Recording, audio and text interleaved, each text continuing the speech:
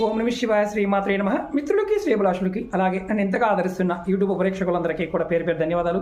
మిత్రులారా, మీ అందరికీ పరాదేవత ఎలవెలలా మీతో ఉండి మీ మనోవాంఛ నెరవేర్చాలని మనస్ఫూర్తిగా కోరుకుంటున్నాను.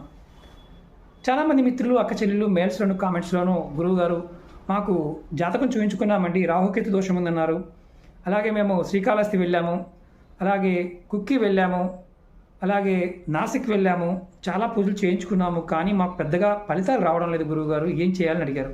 ఈరోజు ఈ షార్ట్ వీడియోలో అత్యంత ప్రభావవంతమైన రాహుకేతు ప్రభావాన్ని తగ్గించుకునేది, అలాగే ఈ ఉపాయం చేయడం వల్ల పితృదేవతలు కూడా ప్రసన్న చెందుతారు, ఖచ్చితమైన అద్భుతమైన మార్పులు వస్తాయి. ఈ ఉపాయం చేయడం వల్ల ఏం చేయాలంటే, ప్రతి ఆదివారం రోజున పంచదార, బియ్యపిండి, మినపపిండి ఈ మూడు కలిపి నల్ల చెమ్మలకి ఆహారంగా వేయండి.